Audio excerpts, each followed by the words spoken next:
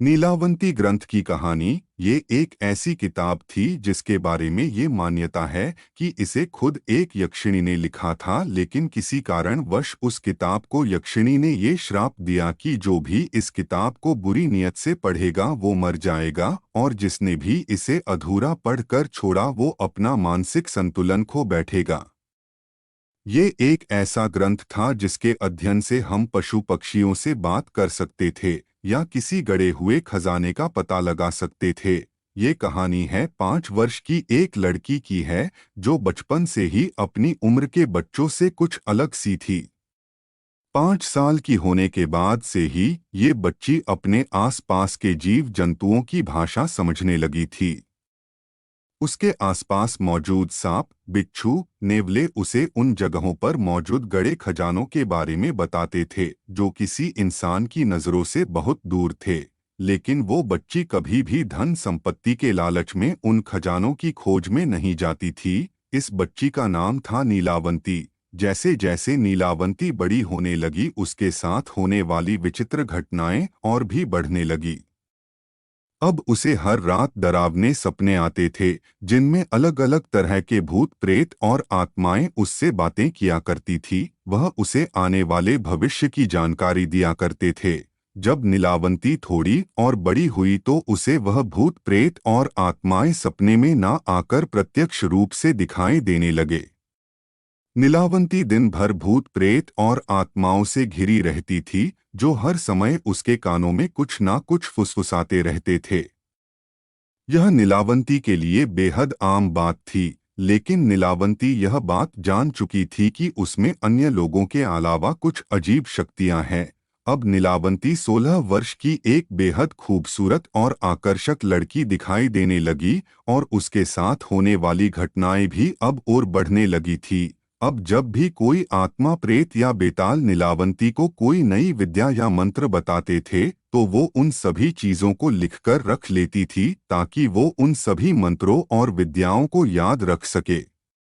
फिर एक दिन नीलावंती को उसके सपने में बताया गया कि वो एक यक्षिणी है और इसी कारण उसे जन्मजात से ये अद्भुत शक्तियां मिली है। वो इस दुनिया की नहीं है और एक श्राप के कारण इस दुनिया में आकर फंस गई है। साथ ही सपने में नीलावंती को ये आदेश मिला कि उसे जल्द से जल्द इस दुनिया से निकलकर अपनी असली दुनिया और अपने असली रूप में आना होगा। इस काम के लिए नीलावंती को वह उपाय भी बताए गए जिनसे वो इस दुनिया से अपनी असली दुनिया में जा सकती थी।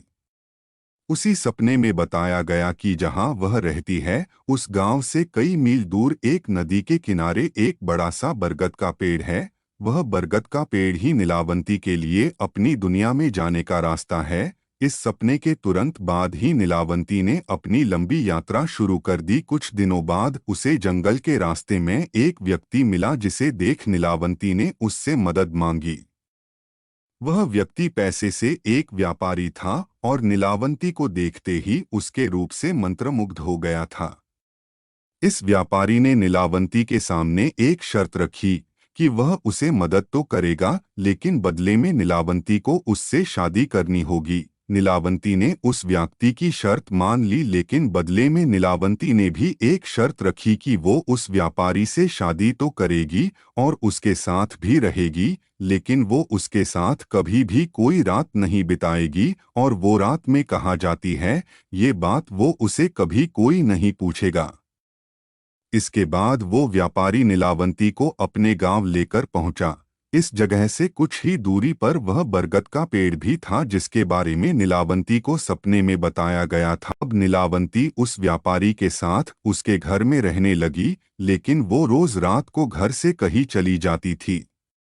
दरअसल नीलावंती रोज रात उस बरगद के पेड़ के नीचे बैठकर वहां मौजूद प्रेत आत्माओं द्वारा सिखाए गए मंत्रों और विद्याओं को अंजाम दिया करती थी, जिनमें तरह तरह के मंत्र और जीवों की बलि देने की क्रिया शामिल थी। नीलावंती इन सभी मंत्रों और क्रिया को अपनी उस किताब में भी लिखा करती थी जिसमें वो बचपन से उसे सिखाए गई सारी विद्याओं के बारे में लिखती थी।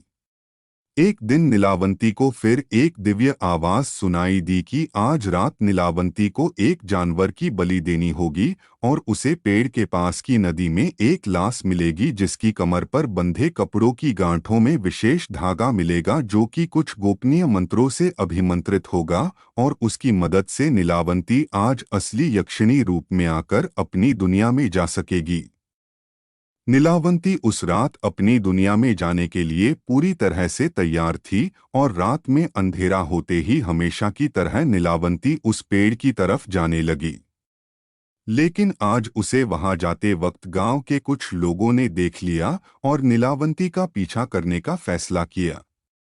वहां पहुंचकर उन लोगों ने नीलावंती को एक जानवर की बलि देते हुए देखा। ये देख गांव वाले बेहद क्रोध से भर गए, उन्हें लगा को नीलावंती कोई डायन या चुड़ैल है। सभी ने नीलावंती को मार देने का फैसला किया, लेकिन उस पर हमला करने से पहले उसके पति को वहां बुलाया गया। जब गांव वाले उस व्यापारी को लेकर वापस उस स्थान पर पहुंचे तो देखा कि नीलावंती नदी के पानी में बहकर आई लाश की कमर पर बंधी गांठों को अपने मुंह से खोलने की कोशिश कर रही है। लेकिन दूर से देखने पर गांव वालों को लगा कि नीलावंती उस लाश को खा रही हैं। उनको ये लगा कि नीलावंती एक नरभक्षिणी है। यह देख गांव के लोगों ने नीलावंती पर हमला कर दिया, लेकिन तभी उन्होंने जो देखा वो देखकर वहां मौजूद हर किसी की आंखें फटी की फटी रह गई, क्योंकि नीलावंती तक पहुंचने से पहले उसका पति नीलावंती के सामने जाकर खड़ा हो गया और अब वो एक विशालकाय पिशाच में बदल चुका था। वो अपने बड़े बड़े नाखूनों से गांव वालों को एक के बाद एक चीरने लगा। गांव वाले ये देख हैरान थे कि जिस व्यापारी को वे बरसों से इंसान समझ रहे थे वो वास्तव में नीलावंती से भी भयानक पिशाच था। वो पिशाच नीलावंती को वहां से लेकर जंगल की ओर भाग निकला और महफूज जगह पर पहुंचकर उसने नीलावंती को बताया कि वो पहले दिन से ही जानता था कि नीलावंती एक यक्षिणी है और उसके साथ रहने का एकमात्र लक्ष्य ये था कि वो पिशाच नीलावंती की उस किताब को पाना चाहता था जिसमें नीलावंती ने अपने जीवन से सीखी सारी विद्याओं को लिखा था।